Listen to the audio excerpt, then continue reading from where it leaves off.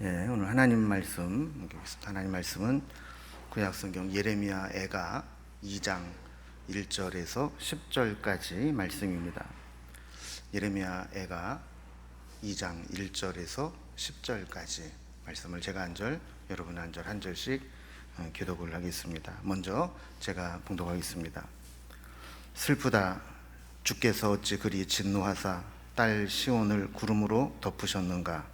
이스라엘의 아름다움을 하늘에서 땅에 던지셨으며 그의 진노의 날에 그의 발판을 기억하지 아니하셨도다.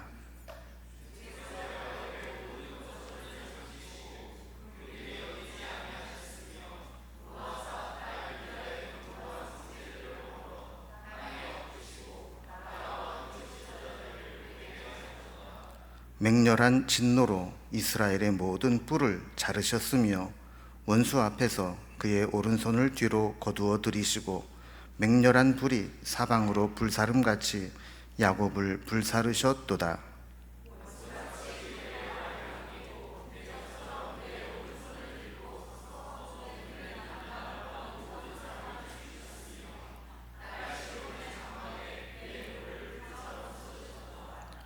주께서 원수같이 되어 이스라엘을 삼키셨으며 그 모든 궁궐들을 삼키셨고 견고한 성들을 무너뜨리사 딸 유다의 근심과 애통을 더하셨도다.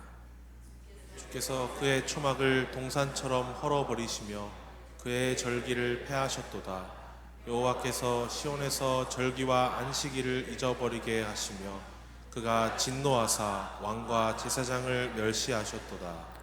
여호와께서 또 자기 제단을 버리시며 자기 성소를 미워하시며 궁전의 성벽들을 원수의 손에 넘기셨음에 그들이 여호와의 전에서 떠들기를 절기의 날과 같이 하였도다. 여호와께서 딸 시온의 성벽을 헐기로 결심하시고 줄을 띠고 무너뜨리는 일에서 손을 거두지 아니하사 성벽과 성곽으로 통곡하게 하셨음에 그들이 함께 쇠하였도다. 성문이 땅에 묻히며 빗장이 부서져 파괴되고 왕과 지도자들이 율법 없는 이방인들 가운데 있으며 그 성의 선지자들은 여호와의 묵시를 받지 못하는도다. 딸 시온의 장로들이 땅에 앉아 잠잠하고 티끌을 머리에 덮어쓰고 굵은 배를 허리에 둘렀으며 예루살렘 처녀들은 머리를 땅에 숙였도다. 아멘. 사람들은 보통 자기의 유불리에 따라서 뭐 내 사람 내 편 막 이렇게 챙기기도 하다가 또 삐지기도 하고 또 안 좋은 일이 생기면 또 금방 남의 편이 돼서 원수처럼 지내기도 합니다. 그러나 어떤 상황에서도 늘 변함없이 내 편이 되어주는 사람이 있죠. 그런 사람이 누굴까 하면 아마도 우리 부모님이 아닐까 하는 생각을 합니다. 그래서 보통 세상 사람들이 다 욕하고 비난하고 또 나쁜 말을 해도 부모만큼은 믿어주고 감싸주고 보호해주고 변호하려고 할 겁니다. 그런데 늘 이렇게 사랑하고 또 인자한 모습으로 내 편이 되었던 그 아버지가 어느 날 심하게 화를 내면서 매를 들고 그냥 막 원수가 된 것처럼 그렇게 막 화를 낸다면 아마 그 평소에 아버지에 대한 인상을 가지고 있었던 자녀 입장에서는 아마 받아들이기가 너무나 힘들 겁니다. 원래 저런 분이 아닌데 왜 갑자기 저러시나 하면서 당혹스러울 거고 심하면 뭐 억울한 마음도 들 거예요. 아니 왜 저러나 도대체 내가 뭘 잘못했길래 저러나 하는 마음도 들 겁니다. 더군다나 그 훈육이 너무 가혹할 정도로 고통을 준다면 지금까지 내가 알고 있는 아버지가 맞나, 이 아버지에 대한 혼란이 올 겁니다. 근데 이스라엘 백성들이 지금 하나님 앞에 느끼는 감정이 바로 이런 상황이라는 겁니다. 하나님은 여러 차례 선지자들을 통해서 경고하시고 말씀을 주셨는데도 이스라엘 백성들은 에이, 설마 하나님이 우리를 이방 나라에 넘기시랴. 또 게다가 우리 예루살렘에는 성전이 있는데 이방인들이 성전까지 들어와서 성전을 짓밟도록 내버려 두시랴. 이런 마음으로 안일하게 대처하면서 하나님이 아무리 경고를 해도 하나님 말씀을 듣지를 않았던 겁니다. 그런데 어느 순간 하나님은 갑자기 이방인을 보내서 이 성전과 성벽을 모조리 허물어 보시고 그동안 저들이 지키고 있었던 종교적인 모든 절기와 또 모든 직분과 또 모든 것들을 다 허물어 버리셨습니다.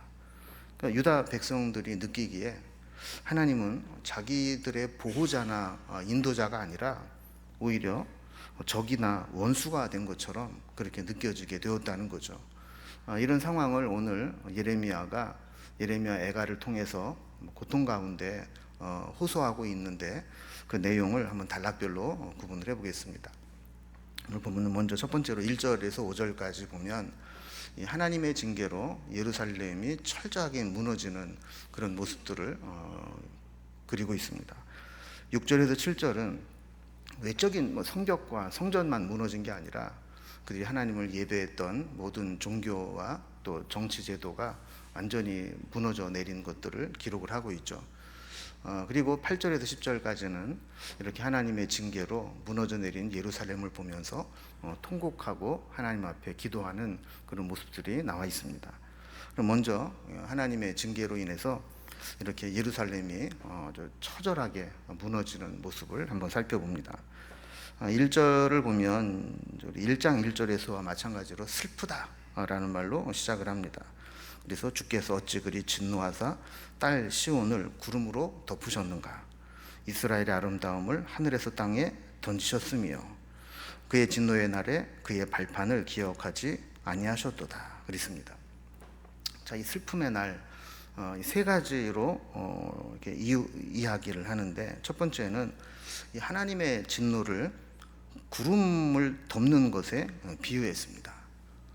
우리가 기왕이면 쨍하고 해 뜰 날이 좋지 시커먼 구름으로 덮여 있으면 뭔가 불안하고 암울하고 그렇지 않습니까? 근데 그 이스라엘을 딸 시온에 이렇게 비유를 했는데 그 위를 이렇게 구름으로 덮으셨다는 거예요. 하나님의 은총이 더 이상 그들에게 임하지 않는 뭔가 구름으로 막혀 있는 그런 것들을 의미하는 거죠.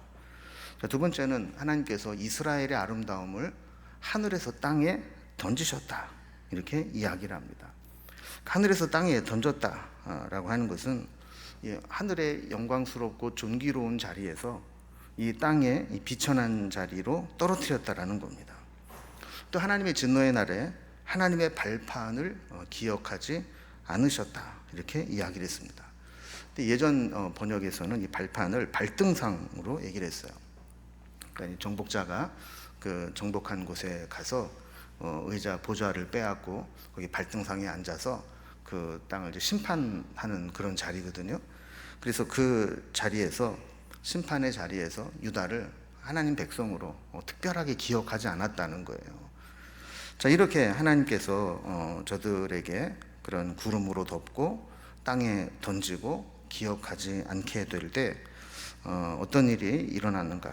2절에 보면 주께서 야곱의 모든 거처들을 삼키시고 긍휼히 여기지 아니하셨으며 노하사 딸 유다의 견고한 성체들을 허물어 땅에 엎으시고 나라와 그 지도자들을 욕되게 하셨도다 그랬습니다. 이 중요한 게 긍휼히 여긴다. 긍휼히 여기지 아니하셨다 이런 이야기를 하죠. 여러분 우리가 수없이 잘못을 하고 살아가지만 하나님의 심판을 면할 수 있는 것은 우리가 의롭기 때문이 아닙니다. 하나님께서 우리를 긍휼히 여겨주셨기 때문에 그 긍휼하심을 힘입어 우리가 심판을 면하고 살아가는 겁니다. 근데 하나님이 긍휼을 다 거두시고 나니까 어떤 일들이 일어나는가. 예루살렘 성이 허물어지고 또 백성들이 심판을 당하게 되는 이런 모습이 나타나게 되는 거죠. 3절에서도 이 하나님의 진노의 결과가 계속 이야기합니다. 맹렬한 진노로 이스라엘의 모든 뿔을 자르셨으며 원수 앞에서 그의 오른손을 뒤로 거두어 들이시고 맹렬한 불이 사방으로 불사름같이 야곱을 불사르셨도다 그랬습니다. 자, 이 성경에서 이 뿔이라고 하는 것은 항상 힘과 권세를 상징합니다. 근데 하나님께서 이스라엘의 모든 뿔을 자르셨다는 거예요.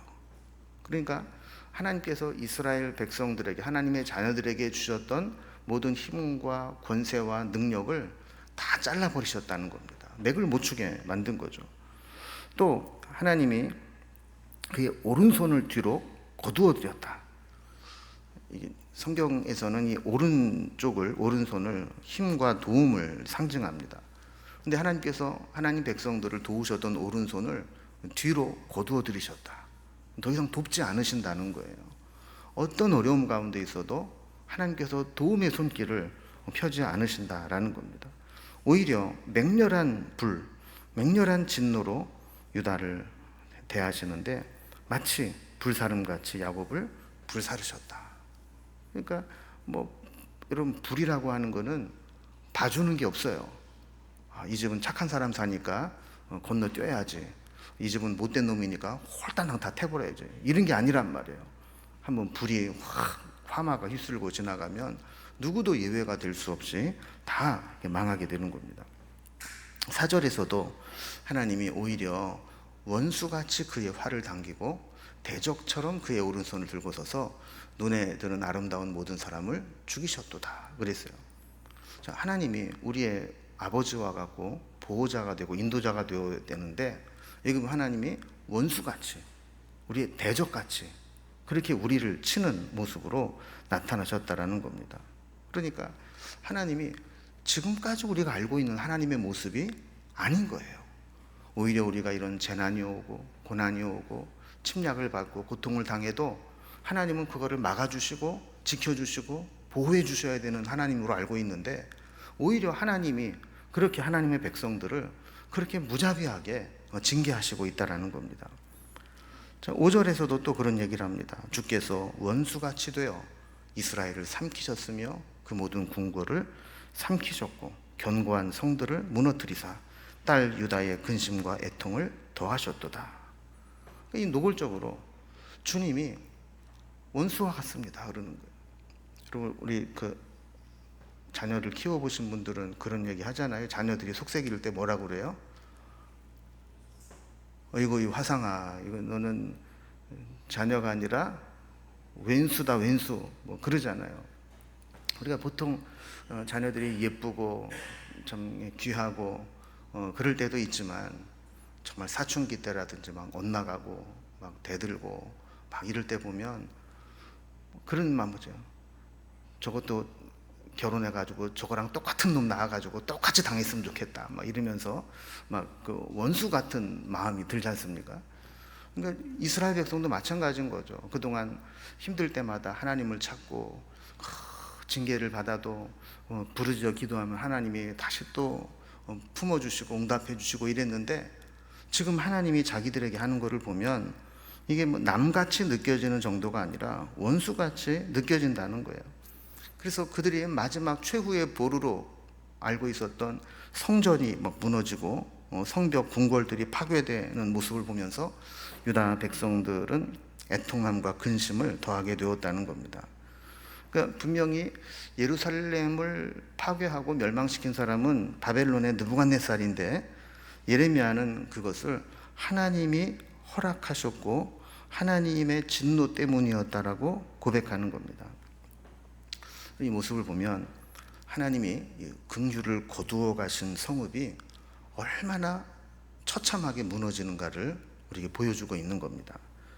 그래서 우리도 늘 기도할 때 하나님, 우리에게서 긍휼을 빼앗아 가지 마옵소서, 언제나 긍휼로 우리를 인도해 주옵소서 기도해야 되고, 혹시라도 내 삶의 현장이 너무 황폐하다라고 하면 지금 하나님의 은혜와 긍휼이 나에게 변함없이 지속적으로 임하고 있는가, 이것들을 점검해 볼 필요가 있는 거죠. 그래서 하나님의 긍휼과 은혜가 우리 가운데 늘 임해야 되고, 그것이 떠나간 자리는 너무나 비참하다는 사실을 이스라엘의 멸망을 통해서 우리는 깨닫게 되는 겁니다. 두 번째 단락을 보면 이제 그 비참함이 단지 어떤 외적인 성전과 나라와 또 성벽이 무너지는 것에 국한되지 않고, 저들이 어떻게 보면 충격인데 하나님과의 관계를 이어주는 최소한의 종교적인 형식까지도 다 파괴되어 버렸다는 거예요. 하나님께서 은혜를 거두시니까 그동안 당연하게 여겼던 것들이 다 무너져 내리는데 6절에 보면 주께서 그의 초막을 동산처럼 헐어버리시며 그의 절기를 폐하셨도다.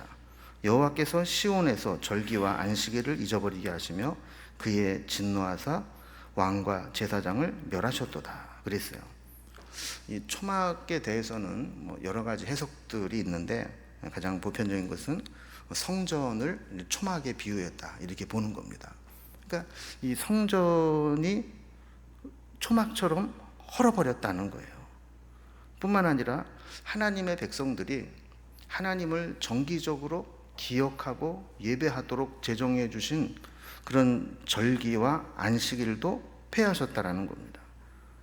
그럼 이 성전과 이 절기라고 하는 것은 외적인 건물이나 어떤 기념일이 아니라 하나님의 백성들이 기억하고 모이는 최소한의 절차입니다. 그런데 그것을 하나님이 폐하셨다는 거예요. 이 이야기는 뭐냐면 하나님이 하나님의 백성들과의 관계를 더 이상 유지하고 싶지 않다라는 겁니다. 내가 제정한 대로 성전에 모이고 절기 때마다 모였는데 그거 다 필요 없어. 이 얘기는 더 이상 나와 관계를 유지할 의미가 없어. 지금 이렇게 메시지를 주고 있는 거죠. 여러분, 이 성전과 안식일, 절기는 그동안 유다 백성들이 다른 민족에 비해서 자랑스럽게 여기는 신앙의 유산이었습니다. 다른 민족들은 다 우상을 섬기고 우상의 제단에 가서 절하고 복을 빌지만 우리는 하나님을 믿고 하나님의 성전에서 예배하고 하나님의 절기에 하나님의 은혜를 받는다라고 하는 그런 자부심을 느끼게 하는 것이었습니다.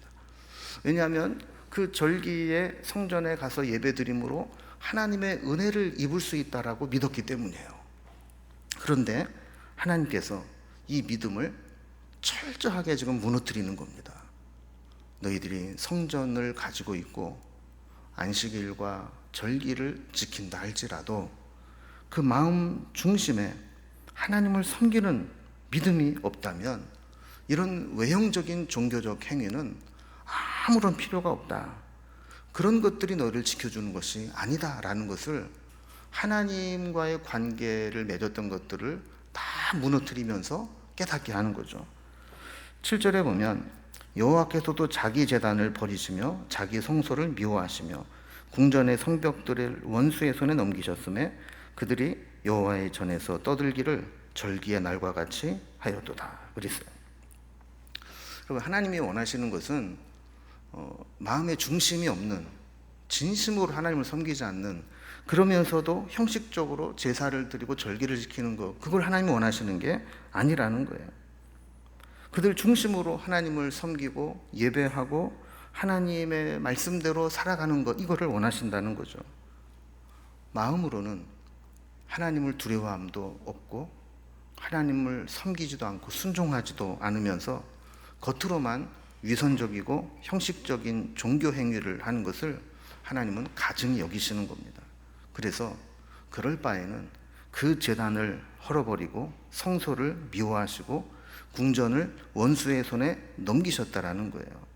그래서 예전에는 하나님의 백성들이 절기가 되면 온 민족의 축제처럼 전 세계에 흩어져 있는 사람들이 다 그 절기를 지키기 위해 성전에 와서 막 뜨겁게 찬양하고 예배하고 그 절기로 지켰던 그 성전과 절기가 이제는 그때 소란함으로 원수들이 와서 이제는 성전을 모욕하고 소란을 피우는 모습으로 바뀌게 되었다는 거예요.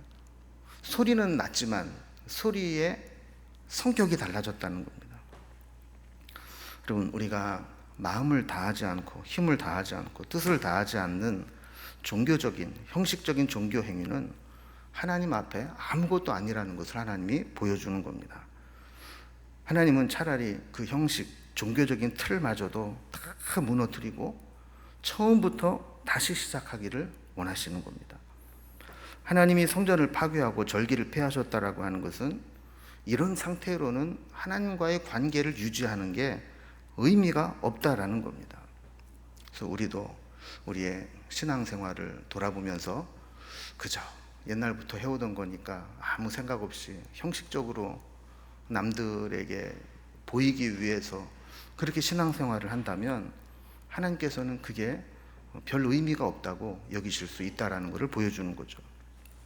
마지막 세 번째 단락으로는 자, 이렇게 외형적인 도시와 성전 그런 것들이 무너질 뿐만 아니라 성전과 절기, 하나님과 예배가 무너지는 이런 모습을 보면서 예레미야는 통곡할 수밖에 없었습니다. 그래서 8절에 보면 하나님이 어떻게 성전을 버리셨는가를 이야기를 합니다. 여호와께서 딸 시온의 성벽을 헐기로 결심하시고 줄을 띄고 무너뜨리는 일에 손을 거두지 아니하사 성벽과 성곽으로 통곡하게 하셨음에 그들이 함께 쇠하였도다 그랬습니다. 여기 보면 이 성전과 성벽을 무너뜨리는 주체가 누구라는 겁니까? 무슨 낫님이에요? 예? 하나님. 겉으로 드러난 외형적으로는 바벨론의 군대가 성벽을 무너뜨렸지만 그거를 무너뜨리도록 하신 것은 하나님이라는 겁니다. 그리고 이것을 결심하시고 그랬어요. 결심하셨다라는 얘기는 하나님 어떤 우발적으로 그렇게 한 것이 아니라 지금까지 수없이 선지자들을 보내고 말씀으로 돌아오라고 권면을 했음에도 불구하고 들은 척도 안 하고 방만하게 살았던 자들에게 이제 하나님이 예언하신 대로 하나님의 심판을 시행하고 있다는 거예요. 9절에서도 보면 성문이 땅에 묻히며 빗장이 부서져 파괴되고 왕과 지도자들이 율법 없는 이방인들 가운데 있으며 그 성의 선지자들은 여호와의 묵시를 받지 못하는도다 그랬어요. 그러니까 성문이 땅에 묻히고 빗장이 부서져 파괴됐다라는 것은 성이 어느 정도로 처참하게 무너졌냐면 그 형체를 알아볼 수가 없게 되었다는 겁니다. 대충 넘어지면 아 이게 뭐구나, 아 이게 지금은 무너졌지만 원래 이거였구나 라는 걸 알 수 있는데 그거를 알 수 없을 정도로 형체도 분간할 수 없을 정도로 그렇게 무너졌다라는 겁니다. 또 그 성 안에 나라를 다스려야 될 왕과 지도자들이 이방인들 가운데에 포로로 끌려가게 되었다는 거예요. 그러니까 그 나라를 다시 재건하고 다시 세울 수 있는 지도자가 없어져 버렸다라는 겁니다. 또 선지자들마저도 더 이상 하나님의 묵시를 받지 못했다라는 겁니다. 여러분, 성경이 우리에게 늘 주는 교훈은 아무리 외적으로 무너져 내렸어도 하나님의 말씀을 대언할 수 있는 자가 남아 있으면 소망이 있습니다. 그를 통해서 하나님 말씀이 들려지고 그 말씀을 듣는 자들이 회개하고 하나님께로 다시 돌아오게 될 때 거기서 회복의 역사가 일어날 수 있는 불씨가 남아 있는 거예요. 그런데 그 성의 선지자들이 더 이상 여호와의 묵시를 받지 못합니다. 하나님 말씀을 받아서 전할 자가 없습니다. 이거는 더 이상 소망이 없다라는 거예요. 저는 오늘 말씀 묵상하다 그런 생각을 했어요. 아, 그렇지. 말로 할 때가 좋은 거지. 여러분, 하나님이 우리에게 말씀하실 때 말씀으로 하실 때 듣는 게 제일 싸게 먹히는 겁니다. 하나님 한번 손 봐주기 시작하면 그 수업료를 내야 되는데 그 수업료는요 보통 비싼 게 아니에요. 이스라엘 백성들 같은 경우는 보면 나라가 망하고 그들이 마지막 자존심과 보루로 잡고 있던 성전이 무너지고 이런 일을까지 당하고 나서야 하나님의 징계가 얼마나 무서운가를 깨닫게 된 겁니다. 그래서 10절에 보면 이런 상황 가운데서 유다 백성들은 큰 충격과 슬픔을 당하게 됩니다. 이 충격과 슬픔이 얼마나 컸든지 땅에 앉아서 티끌을 머리에 덮어쓰고 굵은 배로 허리를 동이고 머리를 땅에 숙이고 있었다는 거예요. 이제 오늘 말씀을 정리해 봅니다. 하나님이 우리를 보호해 주시고 그를 지켜주시면 그를 해칠 자가 없습니다. 반대로 하나님이 돕지 않으시고 인도해 주지 않으시면 우리가 이길 수 있는 것도 없습니다. 하나님을 나의 보호자요 인도자로 만드느냐, 아니면 원수처럼 대적처럼 만드느냐는 내가 하기에 달려 있는 겁니다. 하나님은 우리의 아버지이십니다. 우리의 필요를 채워주시고 세상이 우리를 대적하고 흔들어도 마지막까지 우리를 응원해 주시고 지지해 주시고 지원해 주시는 분이 하나님이십니다. 그런데 그런 하나님의 사랑과 오래 참으심을 악용해서 하나님을 이용하려고 하거나 하나님의 뜻으로부터 멀어지게 될 때, 하나님은 인내의 임계점을 넘게 되면 우리가 하나님을 원수처럼 느낄 정도로 우리를 징계하실 수도 있다라는 것을 오늘 말씀이 우리에게 보여주는 겁니다. 저는 우리에게 그런 일은 절대로 일어나지 않으리라 믿습니다. 왜냐하면 우리는 하나님 말씀을 듣고 반응하기 때문에 그렇죠. 그래서 그러나 이것을 우리가 반면교사 삼아서 하나님을 너무 사랑의 하나님, 은혜의 하나님으로만 생각하고 하나님을 악용해서는 안 된다라는 것이죠. 우리가 믿음으로 은혜 받은 자답게 그렇게 살아갈 수 있기를 바랍니다. 오늘